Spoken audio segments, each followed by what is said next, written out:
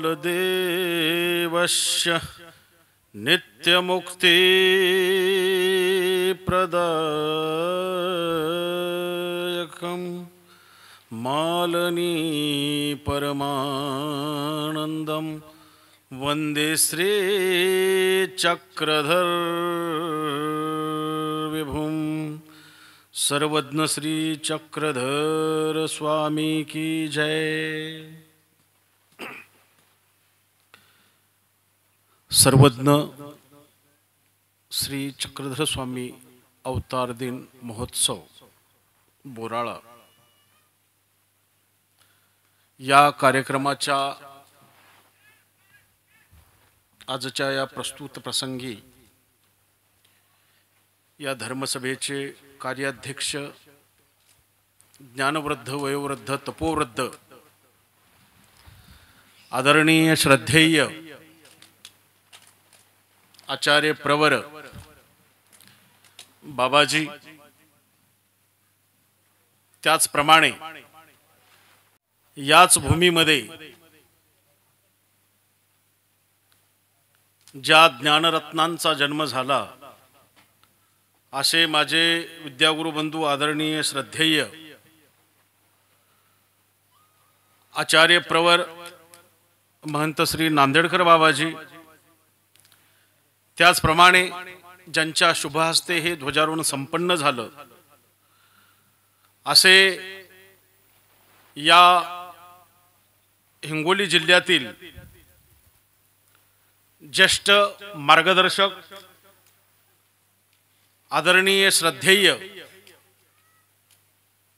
आचार्य प्रवर महंत श्री खेळकर बाबाजी, हिंगोली जिल्हाध्यक्ष आदरणीय श्रद्धेय परमपूज्य महंत श्री संतराज बाबाजी, ज्यांचं सुश्राव्य असं मनोगत मार्गदर्शन आपण श्रवण केलं असे आदरणीय रमेश शास्त्रीजी कपाटे, त्याचप्रमाणे आदरणीय श्रद्धेय महंत श्री सायराज बाबाजी, आदरणीय श्रद्धेय महंत श्री मुकुंदराज बाबाजी वशमत, आदरणीय श्रद्धेय महंत श्री मैंघराज बाबाजी, फुलारी मठाचे कुरुंद्याचे बापू आदरणीय बापू, त्याचप्रमाणे या ठिकाणी आमच्या संवत्सर आश्रमातलं एक जुनं व्यक्तिमत्व असलेले आदरणीय श्री ऋषिराज दादाजी, आदरणीय श्री प्रभाकर दादाजी, त्याचप्रमाणे आदरणीय सुरेंद्र मुनीजी दुतुंडे, त्याचप्रमाणे ज्यांच्या कुशल नेतृत्वातून या कार्यक्रमाचं सुंदर असं नियोजन झालेलं आहे। आता खरं तर त्यांच्या नावामध्येच एक रत्न आहे, या भूमीतलं रत्न, नावातलं रत्न बर का। तुम्हाला जर तुमचा शनी घालवायचा असेल तर तुम्हाला मोती धारण करावा लागेल, असं ज्यांच्या नावामध्येच रत्न आहे असे आदरणीय परमस्नेही महंत श्री मोती बाबाजी, त्याचप्रमाणे महानुभाव संप्रदायामध्ये या धर्माची प्रचार प्रसाराची धुरा घेऊन समर्थपणे चालवणारे आमचे आदरणीय तपस्वी राज दादाजी राहेरकर, या ठिकाणी सर्वच आदरणीय संत महंत मंडळी, तपस्विनी माता मंडळी, आपण सर्व वासनिक बंधू बंधूंनो, आता आपण आता समारोपाच्या दिशेने जात आहोत आणि या भगवंताच्या अवतार दिनी परमेश्वराच्या नामाचा गजर आपल्याला करायचा आहे आणि म्हणून आपण सर्वांनी त्या परमेश्वराच्या नामाचा गजर करायचा आहे। तर आणि नंतर आपल्या या समारोपाच्या कार्यक्रमाला सुरुवात होईल। चक्रधरा जय चक्रधरा, जय जय बोला चक्रधरा चक्रधरा. म्हणा महिलाकडला आवाज कमी होतो. चक्रधरा चक्रधरा जय चक्रधरा, जय जय बोला चक्रधरा. चक्रधरा श्री चक्रधरा, जय जय बोला चक्रधरा. जय जय बोला चक्रधरा, जय जय बोला चक्रधरा. जय जय बोला चक्रधरा, जय जय बोला चक्रधरा.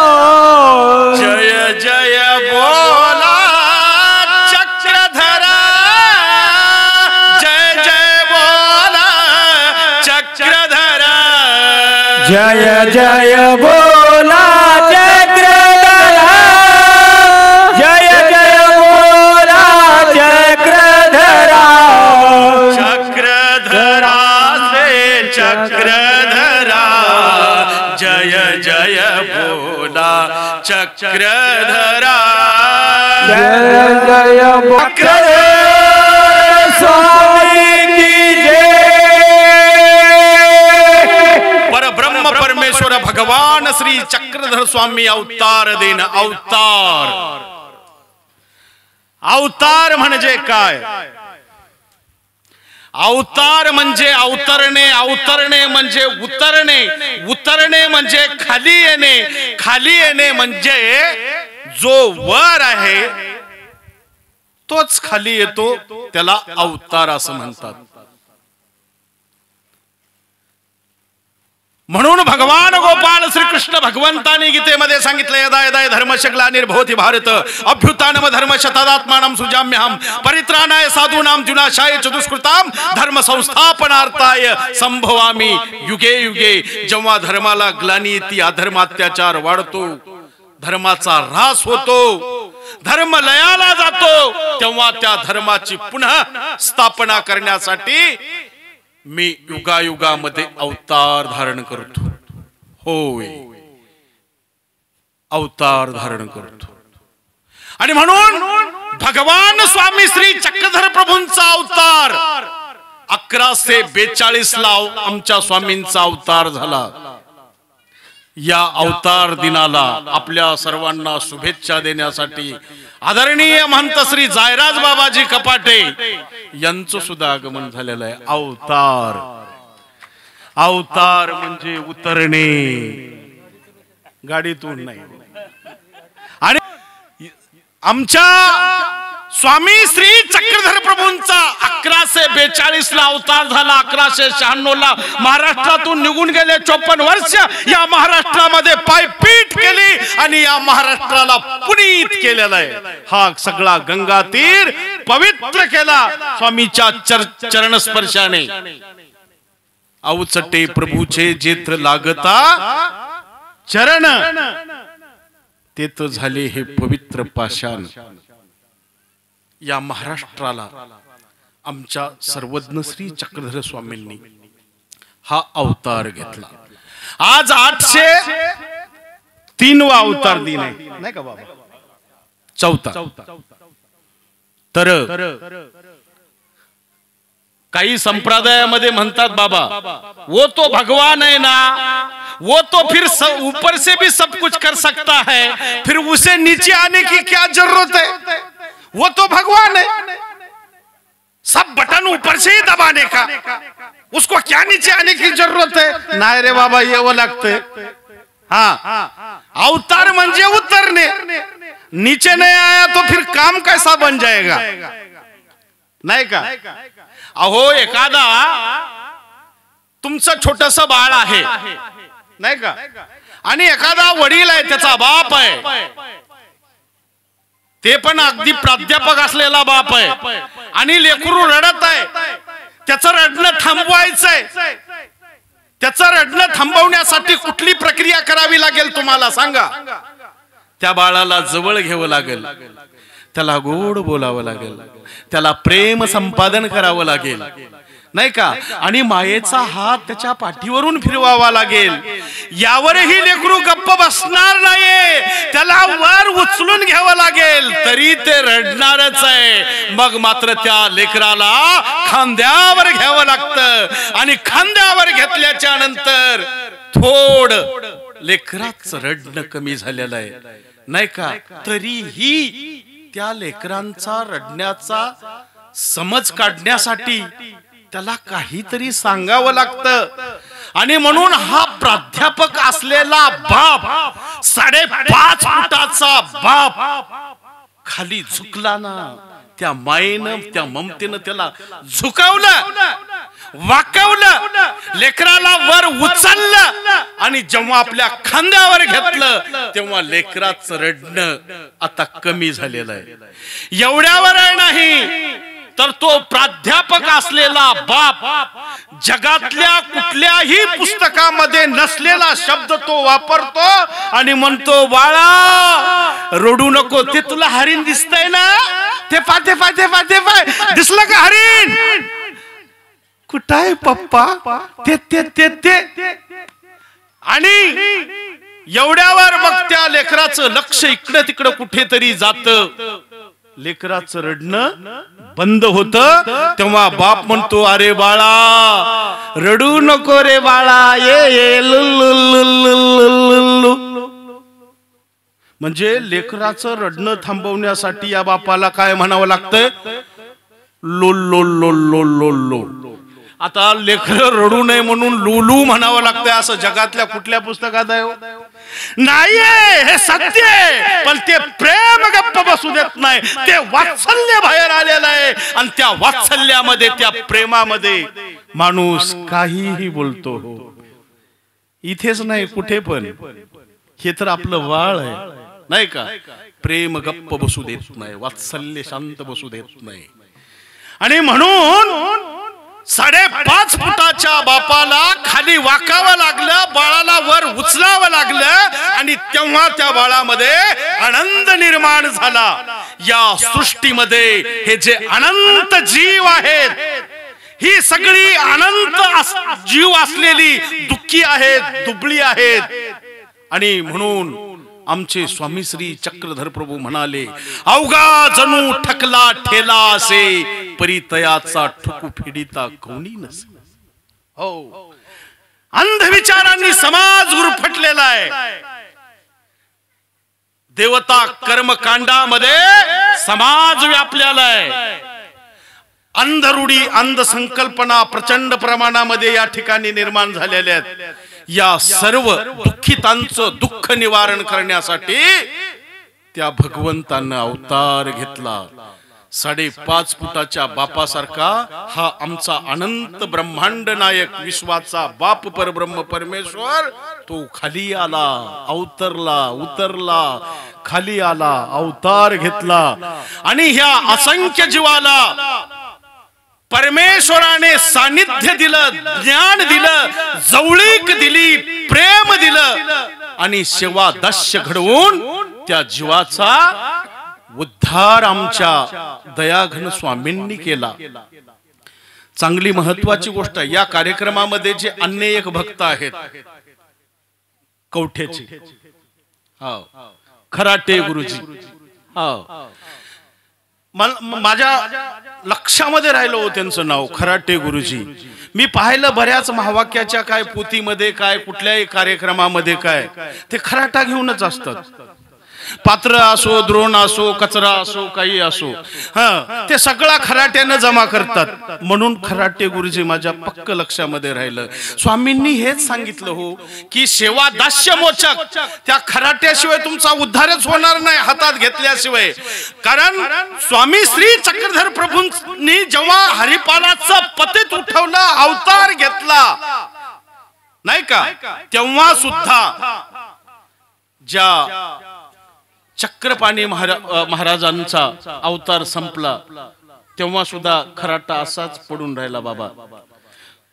ज्या द्वारावतीकारांनी सुपामध्ये कचरा भरला, गोमती नदीमध्ये नेऊन टाकला आणि तो खराटा तसाच पडून राहिला. खराटा एवढा दुःखी झाला की चक्रपाणी प्रभू महाराजांचा अवतार संपला, खराटा पडून राहिला, खराट्याला कुणी वाली मिळाला नाही. पण स्वामी श्री चक्रधर प्रभूंचे जे विचार आहेत, गोविंद प्रभू जे हे विचार या महाराष्ट्रातल्या माणसाच्या, अनेक माणसाच्या मनावर रुजले, प्रतिबिंबले आणि म्हणून त्या विचाराने प्रेरित होऊन तो आमच्या चक्रपाणी महाराजाचा खराटा संत गाडगे बाबांनी उचलला आणि अख्खा महाराष्ट्र झाडून काढला. मला ह्या खराट्याहून आठवलं बंधूंनो, हा भगवंताचा खराटा आणि हे खराटे गुरुजी. म्हणून भगवान श्री चक्रधर स्वामींनी अवतार घेतल्याच्या नंतर प्रथम इथल्या अंधरूढी अंधसंकल्पनेवर प्रघात केला. त्या काळामध्ये जसं आमच्या शास्त्रीजींनी सांगितलं की चूल आणि मूल एवढ्या पुरतं मर्यादित स्वामींनी निरूपण केलेलं नाहीये, पण आहे. त्याही काळामध्ये असं होतं की एखादा पुरुष वर गेला, स्वीकारावं लागायचं. एखाद्या स्त्रीचा पती मेला म्हणजे त्याच चित्तेवर, अग्नीवर त्या स्त्रीला सुद्धा उचलून टाकल्या जात होत त्या आगीमध्ये. आता पतीला नैसर्गिक मृत्यू आला, पण या स्त्रीला जेव्हा त्या अग्नीमध्ये टाकल्या जात तेव्हा मात्र हा अपघात झाला. ही जी रूढी परंपरा आहे ही मोडीत काढण्यासाठी स्वामींनी सांगितलं की आत्महनन करण्यापेक्षा परमेश्वराच्या नामचिंतनामध्ये आत्मसमर्पण करा आणि परमेश्वराशी एक रूप व्हा, तुम्हाला मोक्ष मिळेल. नुसत्या अग्नीत उड्या टाकल्यानं काय तुम्हाला मिळणार आहे? बरं, अशी काही व्यवस्था नव्हती. पती मेल्याच्या नंतर हिला त्याच्यामध्ये टाकल्या जात होतं, बरोबर आहे का नाही? पण एखाद्या जर समजा प्रसंगामध्ये स्त्रीचा मृत्यू जर अगोदर झाला आणि तिला जर अग्नी पेटवला समजा, तर मग या सटक्याला टाकायचं ना त्याच्यामध्ये, पण याला फुकतच नव्हते. हा सगळ्या गावानं जागरण करत बेवडा. आणि म्हणून ही जी काही अशा न्याय अन्यायाच्या प्रक्रिया आहेत ह्या स्वामींनी थांबवल्या त्या काळामध्ये. आणि शास्त्रीनं सांगितल्याप्रमाणे मनुष्य मात्र होऊन असावे. अरे तुम्ही माणूस म्हणून जगा. स्वामींनी सांगितलं, जसं शासन आता सांगतं वृक्ष लागवड करा, सांगतं का नाही? शांतीचे रोप लावावे. रोपाचं वृक्षारोपण करायला स्वामींनी तेव्हाही सांगितलं 800 वर्षापूर्वी. एवढंच नाही तर समाजातील ह्या जातीयतेच्या भिंती नष्ट केल्या. दाको सारख्या चांबाराला मंदिरात प्रवेश दिला. एका मातांगाचा लाडू स्वामींनी घेतला, स्वतः ग्रहण केला आणि त्या काळामध्ये विंटाळ होतो म्हणणाऱ्यांना सुद्धा समता आणि ममता प्रस्थापित करण्यासाठी त्या मातांगाचा लाडू सर्वांनाच प्रसाद म्हणून दिला. ईश्वराची तुम्ही लेकरे, प्रेम करा हो परस्परे, हा समतेचा संदेश 804 वर्षापूर्वी आमच्या सर्वज्ञांनी दिला. हा समाज का? अरे विंटाळ कुठला? तू बी माणूस आहे आणि तोही माणूसच आहे. मग माणसाच्या स्पर्शाने माणूस कसा विटाळला जाईल?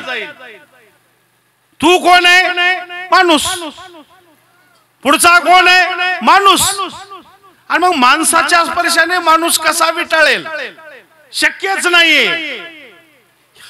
म्हणून ही जी काही ह्या ज्या अंधरूढी आहेत ह्या आमच्या सर्वज्ञांनी मोडीत काढल्या. एका स्त्रीने मला विचारलं, प्रश्न विचारला, म्हणे बाबा आता हे 2-3 दिवस आम्हाला देवपूजा करायला जमतं का नाही? म्हटलं काय झालं? नाही, हे स्त्रियांच्या काही अडचणी आहेत ना. मी म्हटलं बाबा तुम्हाला सर्दी ताप खोकला आल्यावर तुम्ही जेवण करता की नाही, देवपूजा करता का नाही? करता. मग सर्दी ताप खोकला आल्यावर जर तुम्ही देवपूजा करता तर मग काय करायला अडचण नाही का? तर हे नैसर्गिक कृती आहे, हा निसर्गाचा नियम आहे. आणि म्हणून सांगितलं कुठला विंटाळ नाही का? परमेश्वराचं नामस्मरण करण्यासाठी 24 तास अष्टोप्रहर कुठलंही बंधन नाहीये. आणि म्हणून तुम्ही नित्य परब्रह्म परमेश्वराचं नामस्मरण करा, चिंतन करा, भक्ती करा.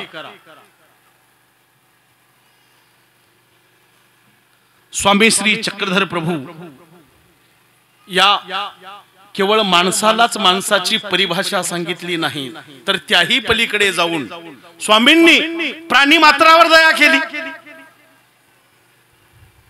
आता तुम्हाला लीळा सगळ्यांना माहिती आहे. डांगरेशाचं समर्पण माहित आहे तुम्हाला, सगळ्या प्राणी मात्रांच्या लीळा माहित आहेत. समर्पणाची वृत्ती असावी ससिक राजाची, जिज्ञासाही मजला द्यावी त्या महदंबेची. स्वामींनी एका स्त्रीला प्रत्येक ठिकाणी महदंबेने प्रश्न निर्माण केलेला आहे. एक जिज्ञासक स्त्री आहे,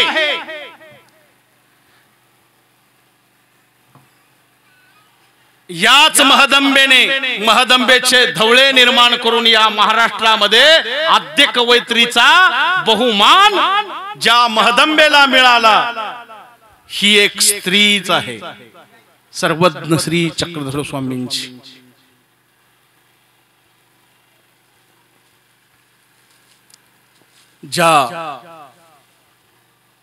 जेव्हा भरधाव वेगाने ससा स्वामीकडे येतो, पारद्यांना घाबरतो, कुत्र्यांना घाबरतो, स्वामीकडे पळतो, तेही माणसं आहेत, हेही माणूसच आहे. पण त्या सशाला हा माणसातला फरक कसा कळाला पहा. त्या माणसाकडे घाबरलेला आहे, या माणसाकडे तो पळत येतो आहे. सर्वज्ञांच्या मांडीखाली बसतो, आश्रय घेतो. दयेची दृष्टी भगवंताची जी आहे त्या माणसातला आणि या माणसातला फरक त्या सशाला कळाला. तुम्ही आम्ही माणसं असून आणखीन कशातला फरकच आपल्याला काही कळायला तयार नाही.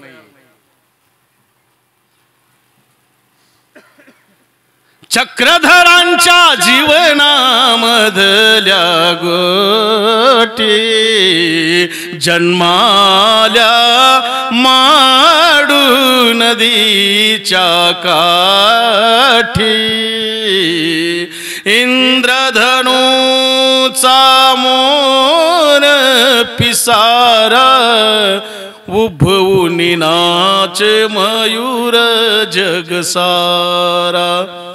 कोकिळ कुहू कुहू गायन करीती, गंध फुलांचा वाहतो वारा.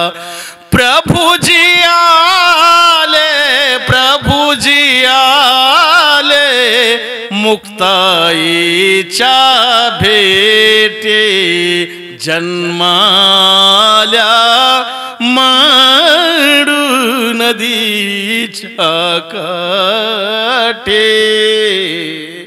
आमच्या सर्वज्ञांनी प्राणी मात्रांची भेट घेतली, स्त्रियांची भेट घेतली, सर्व भक्तांच्या भेटी घेतल्या, आदिवासींची भेट घेतली, त्यांच्यामध्ये परिवर्तन केलं. अरे हा जंगलातला चारा खातो, या माडू नदीचं पाणी पितो, यापासून कुणाला त्रास नाही आणि कुणाला त्रास दिला नाही, आणि ज्यांनी कुणाला त्रास दिला नाही त्याला आपण विनाकारण त्रास का द्यायचा?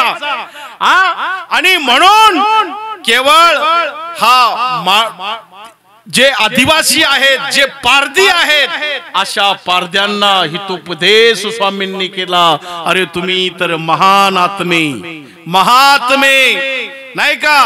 आणि बघ त्या पारध्यांना बोध केला, इथं सुद्धा मनुष्य मात्र होऊन असावे, हा समतेचा संदेश आमच्या सर्वज्ञांनी दिला.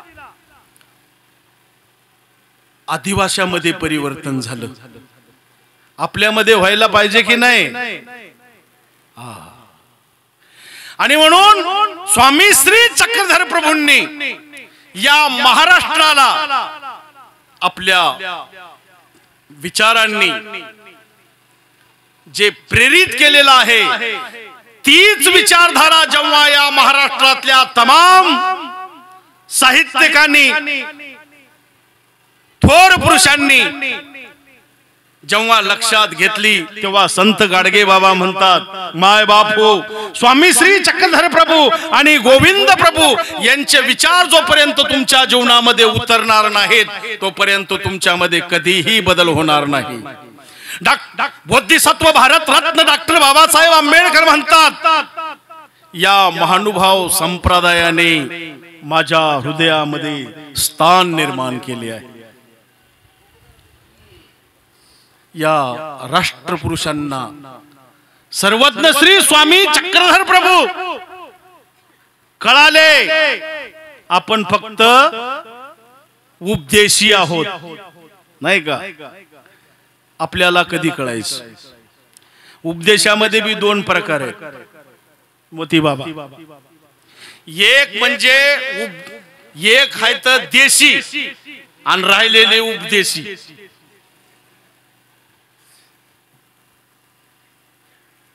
मग त्यांना लोक म्हणतात भवाळ, डिजिटल भवाळ. त्याच्यातही दोन झाले पुन्हा, भवाळ आणि डिजिटल भवाळ. आणि म्हणून आज घराघरामध्ये हे सर्वज्ञांचे विचार पोहोचण्यासाठी आपण जबाबदार आहोत. तो संकल्प आपण केला पाहिजे.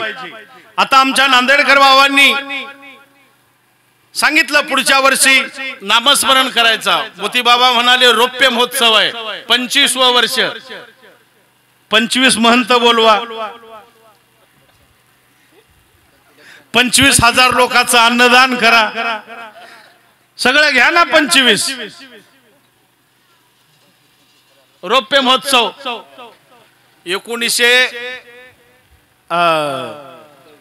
जवळपास 90च्या दरम्यान 91ला मी इथं आलो होतो बाबाकडे. 2-3 वर्ष दीक्षा झालेली होती नेमकीच. कारण हा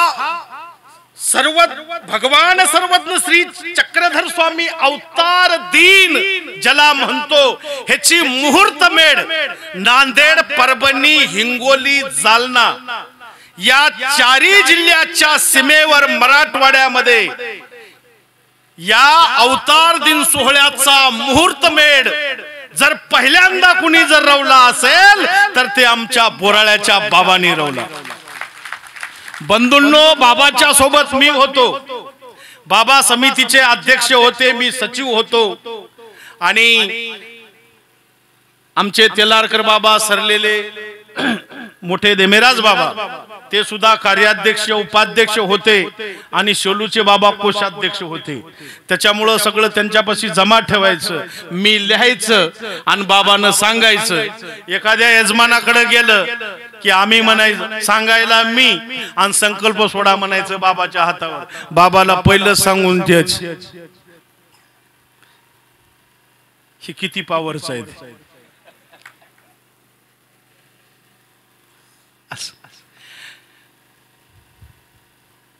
एकदा गंमत अशी झाली, एका माणसानं फक्त 1000 रुपये दिले आणि 1 वर रुपया दिला.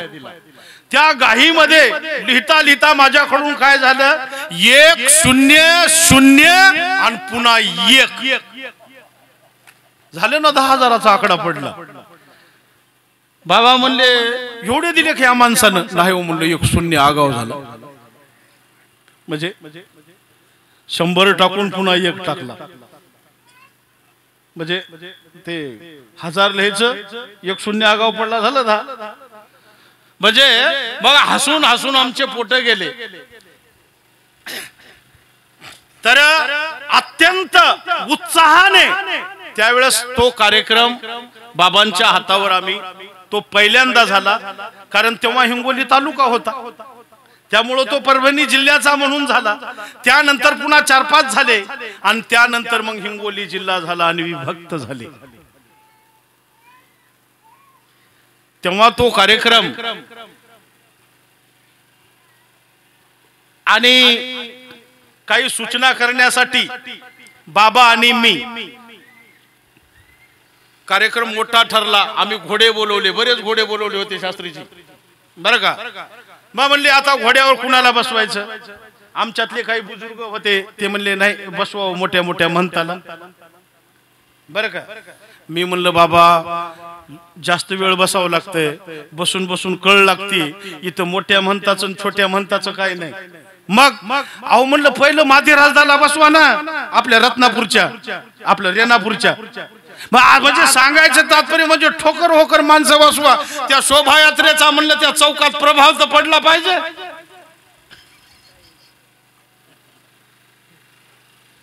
म्हणजे एक प्रभाव म्हणून, एक दाक्षणिक म्हणून एक उत्साह होता आणि त्या आवेशामध्ये अशा पद्धतीनं ते नियोजन केलं.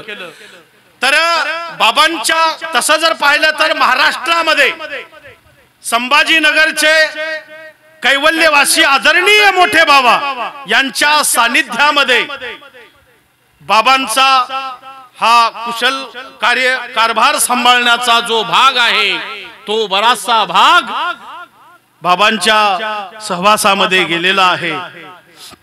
त्यामुळे चिंचभवन असेल, तळेगाव ढमढरे असेल, बऱ्याच ठिकाणी बाबा मी सोबतच, रुद्रपूरचे बाबा. तर बंधूंनो, ही जी कार्य करण्याची पद्धत आहे, म्हणजे आज बाबा म्हणजे आपल्या सर्वांचे एक प्रेरणास्थान आहेत, हा घेण्यासारखा त्यांच्यातला आदर्श आहे. दुसरी महत्वाची गोष्ट ही आहे की जसं आमच्या शास्त्रीजींनी सांगितलं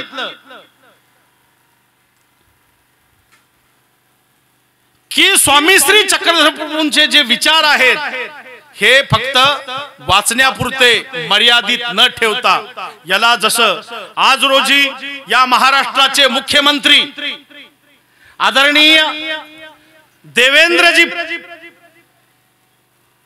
फडणवीस साहेब यांनी जो या महानुभाव संप्रदायाला जो न्याय दिलेला आहे, भरभरून यश दिलेला आहे, आणि म्हणून त्यांचं सुद्धा आजच्या या अवतार दिनाच्या निमित्ताने मी त्यांचं अभिनंदन करतो. आणि त्या जयंती या शब्दातून वगळून पाठपुरावा करून आमचे आदरणीय बावनकुळे साहेब यांनी सुद्धा पाठपुरावा करून तो स्वतंत्र भगवंताचा अवतार आहे, तो परमेश्वरी अवतार आहे असं त्या GR मध्ये नमूद करून तो नवीन GR काढला आणि तो GR आज या महाराष्ट्रामध्ये उपलब्ध झालेला आहे.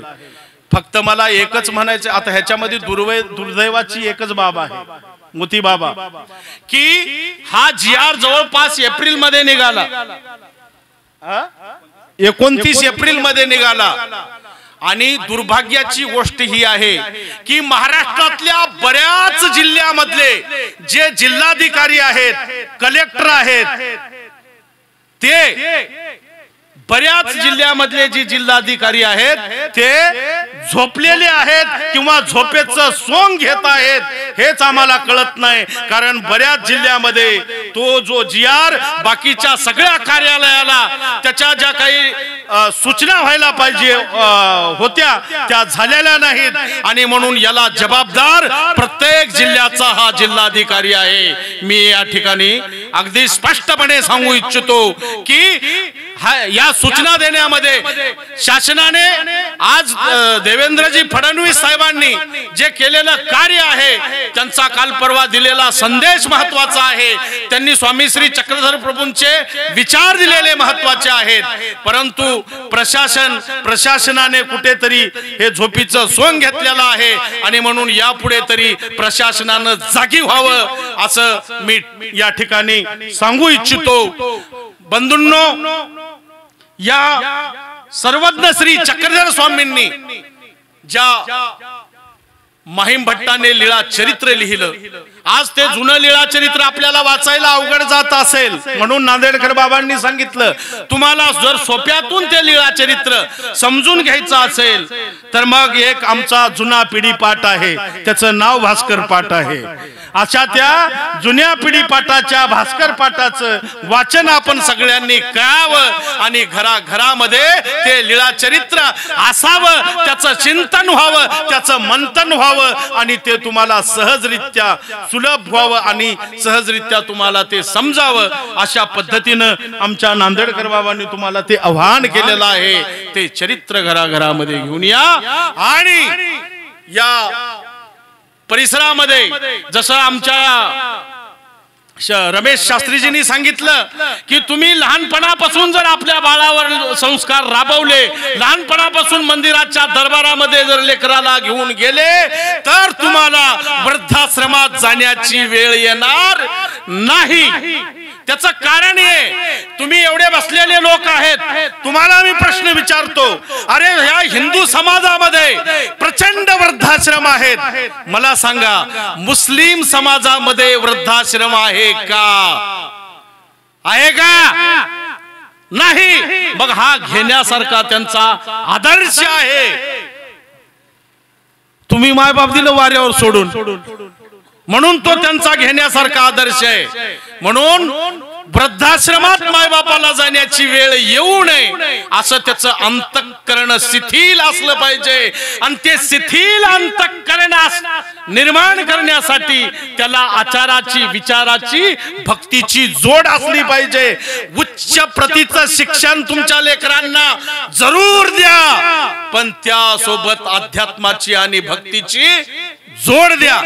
तुम्हाला शेतकऱ्याला सांगितलं जातं शेतीच्या सोबत शेतीला पूरक असा तुम्ही जोड धंदा करा. सांगितलं जातं का नाही? जोड धंदा करा. तसं तुमच्या मुलांना उच्च प्रतीचं शिक्षण द्या पण त्याच्या सोबत त्याला जोड धंदा, हा आध्यात्मिक भक्तीचा वारसा त्याला द्या म्हणजे त्याच्या जीवनामध्ये तो समर्थ राहील. आणि हे जर जोड धंदा जर नाही शिकवला तर मायबापा सोबत सुद्धा तो तडजोड करणार नाही आणि मग तुम्हाला वृद्धाश्रमात गेल्याशिवाय पर्याय नाही. आणि म्हणून हे होणं गरजेचं आहे. आजच्या या प्रसंगी आदरणीय श्रद्धेय दिलेल्या आमच्या मोती बाबांनी दिलेल्या वेळेनुसार त्या वेळेतच हा आमचा आजचा प्रवास या ठिकाणी झालेला आहे. बंधूंनो, ज्ञानवृद्ध वयोवृद्ध बाबाजी, वसमतचे बाबा, लिमगावचे बाबा, आता वास्तविक पाहता ही जी मंडळी आहे तर हे सर्व ज्ञानरत्न वसुंधरा हे सगळे अधिकरण मंडळी आहे आणि बाबांचं माझं प्रेम आहे म्हणून त्या प्रेमाच्या अधिकारातून मला बाबांनी सांगितलं तुला यावं लागेल, नाही का? आणि म्हणून परंतु बंधूंनो, या ठिकाणी या कार्यक्रमाच्या अध्यक्षस्थानी जो मला एक बहुमान दिलेला आहे, वास्तविक पाहता ती पात्रता आणि ती योग्यता माझी नाही, परंतु आपल्या प्रेमाने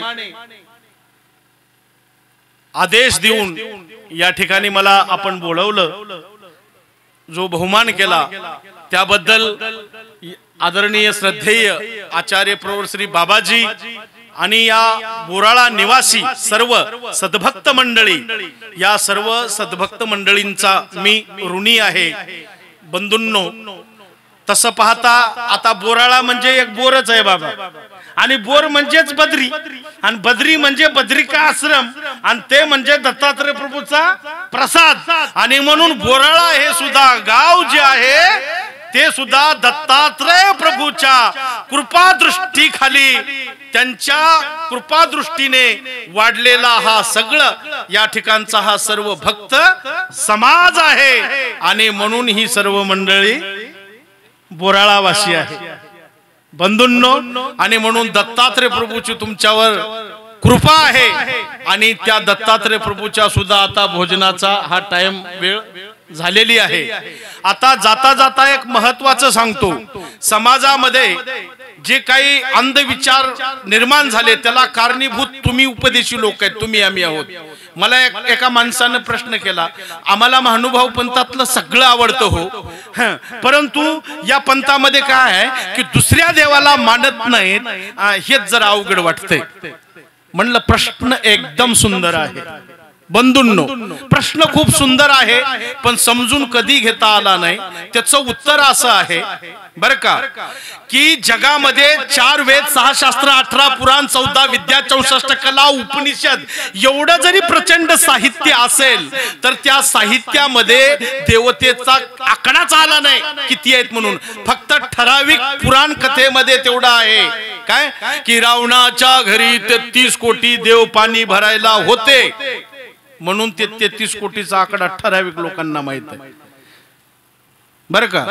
त्या बी माणसाला सांगितलं बाबा मी असं काही नाही, अरे बाबा रावणाच्या घरी 33 कोटी पाणी भरायला होते, ती झाले श्रीलंका, आणि मग भारत, अफगाणिस्तान, पाकिस्तान बाकीच्या देशामध्ये का आपला बाप पाणी भरीत होता का?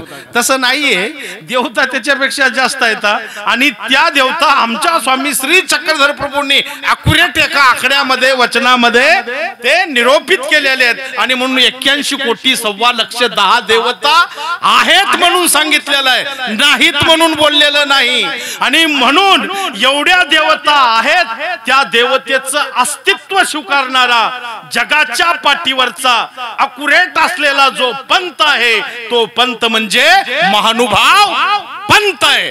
कारण महानुभाव पंथाच्या व्यतिरिक्त कुणाकडेच आकडा नाही येतो, असेल तर घेऊन या माझ्याकडे. आणि मग मला सांगा, महानुभाव पंथ देवतेला मानतो की मानित नाही? मानतो.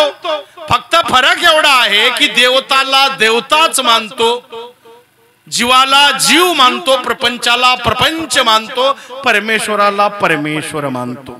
चारी पदार्थ भिन्न भिन्न ह्याचं ज्ञान या महानुभाव संप्रदायाने दिलेलं आहे. आणि गीतेमध्ये तेच सांगितलं, यांती देवता देवान पितृन यांती पितृता भूतानी यांती भूतेजा यांती मध्याजुनोपिमाम. देवता वेगळे आहे, जीव वेगळा आहे, प्रपंच वेगळा आहे, परमेश्वर वेगळा आहे. अरे कळणार कधी आहे तुम्हाला? नीट वाचा ना.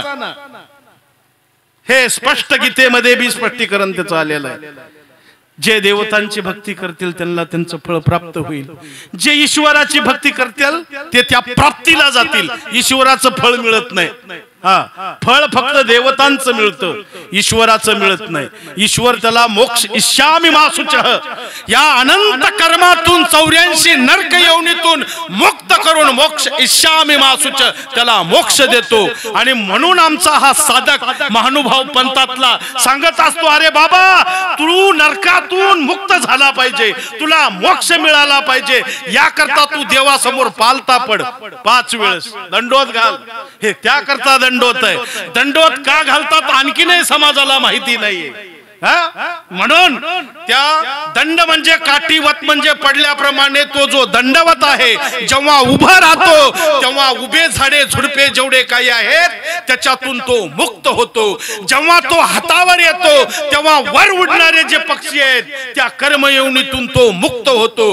जेव्हा गुडघ्यावर आणि हातावर येतो तेव्हा जे 4 पायाचे प्राणी आहेत त्या प्राण्याच्या जन्मातून तो मुक्त होण्याची प्रार्थना करतो. आणि जेव्हा लांब लचक पडतो पसरतो तेव्हा जे सरपटणारे प्राणी आहेत पाल साप गोम इंचू अशा या जन्मातून मुक्तता व्हावी याकरता दिवसातून कमीत कमी 3 वेळा देवाच्या समोर 5 दंडवत घालत असतो.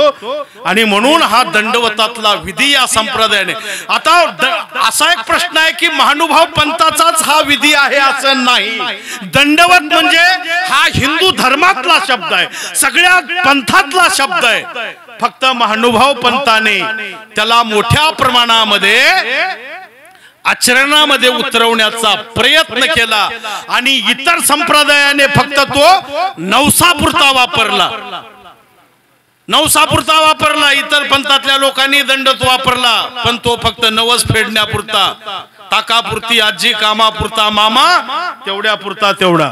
पण या संप्रदायानं दिवसातून 3 वेळेस दंडवत घालण्याची प्रक्रिया आम्ही करायला लावतो. आणि दंडवत घातल्याशिवाय, सेवा दास्य घडल्याशिवाय, मार्गाचं सानिध्य केल्याशिवाय, संताचं सानिध्य घेतल्याशिवाय आणि ज्ञान साधना प्राप्त केल्याशिवाय मोक्षाचा मार्ग तुम्हाला सापडणार नाही. आणि तेच सापडण्यासाठी, तुमचा उद्धार करण्यासाठी आमच्या स्वामी श्री चक्रधर प्रभूंनी अवतार घेतला. अवतरला, उतरला, खाली येला. तो अवतार दिन आजच्या या बोराळा नगरीमध्ये संपन्न झाला. आणि या ठिकाणी माझ्या या लांबलेल्या शब्दांना विराम देतो. आणि आपल्या जे आपल्याला योग्य वाटल ते पदरामध्ये गाठ बांधून घ्या. जे आपल्याला अयोग्य वाटलं ते उठते वेळेस, कपडे झटकते वेळेस ते पण झटकून टाकून द्या एवढं सांगू इच्छितो. आणि मोती बाबा यांना पुढील कार्यासाठी मी शुभेच्छा देतो. सर्वज्ञ श्री चक्रधर स्वामी की जय.